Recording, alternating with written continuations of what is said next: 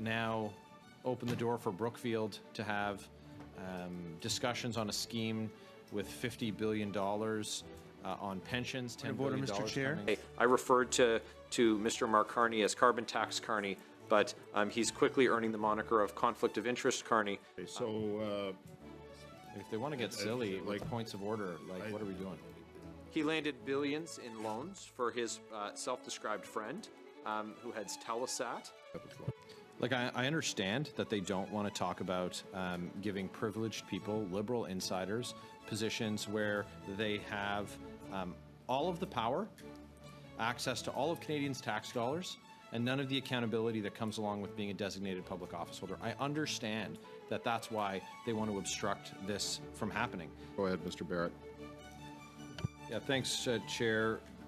Look, if this is just strictly about the amount of time that witnesses are appearing for, I think that we can resolve that. It's important that we have Mark Carney come before this committee. We've seen all of the revelations over the last number of days about Mr. Carney's string of good luck after taking on this role. And it could be the $2+ billion to his friend who operates Telesat. It could be the access to the, it could be that he's now opened the door for Brookfield to have discussions on a scheme with $50 billion on pensions, $10 billion Mr. Chair. coming. Just on the amendment, not on the main motion. Okay, so If they want to get silly with points of order, what are we doing?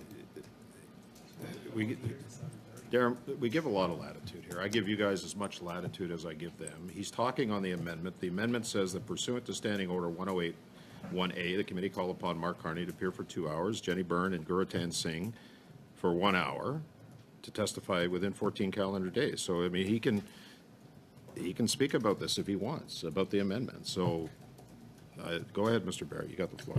I understand that they don't want to talk about giving privileged people, liberal insiders, positions where they have all of the power, access to all of Canadians' tax dollars, and none of the accountability that comes along with being a designated public office holder. I understand that that's why they want to obstruct this from happening. I want to talk about, so I've written you some correspondence of late, October 24th, and before that on October the 3rd, both dealing with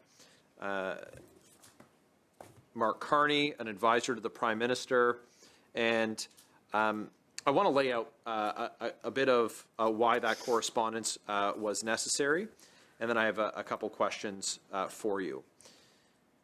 So first of all, we have, in no particular order, we have the heat pump hustle by Mark Carney, also known as Carbon Tax Carney, where we learned he was using his role as a special advisor to the government in the UK to lobby for his own interests. So we've seen that this is a behavior that he's comfortable undertaking. Now, he, within days of being appointed to this panel of experts to advise the Prime Minister. Now, we know that he is, it's a panel of one. He's the only one there. He landed billions in loans for his self-described friend who heads Telesat. And this was announced as a way to connect Canadians, but we've learned recently that there are no requirements for a certain number of Canadians to be connected for those billions. We know that he sits on the board at Stripe, and so the government was convinced to have credit card companies cap their fees, but Stripe, where he stands to benefit from his interests, isn't passing those savings on. So they're benefiting from that as well. And we know that his investment firm holds the second largest mortgage insurer in the country, which will directly benefit from the announcement that again came days after his appointment to these changes will allow for longer amortization periods, meaning that Canadians will pay more interest for longer, benefiting his interests again.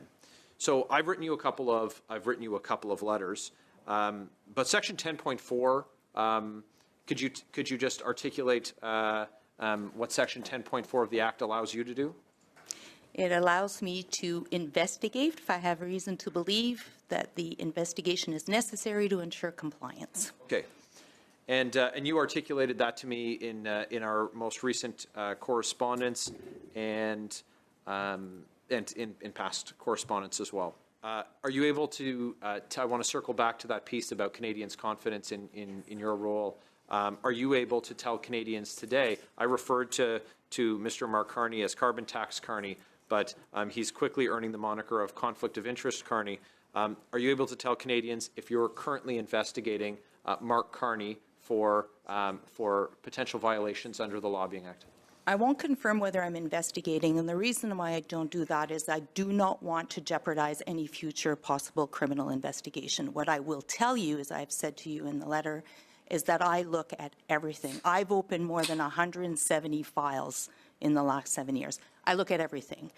So I can tell you that I am reviewing the matter. So when it comes to Mr. Carney, we have several what I would call discrete areas of interest that I'm interested in. One of them is the heat pump issue. I think my colleague, Mr. Barrett, called it the heat pump hustle, and I'm not going to attempt to steal his quote on that. We also have his involvement with Stripe. We have him issuing a fundraising email on behalf of the Liberal Party of Canada. We have his involvement with Brookfield, and Brookfield then looking for $10 billion of new investments.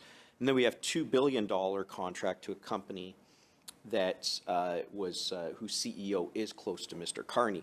Now, are you able to say whether any one of those discrete issues, if you will, would rise to the threshold that I just mentioned of you having to look into something?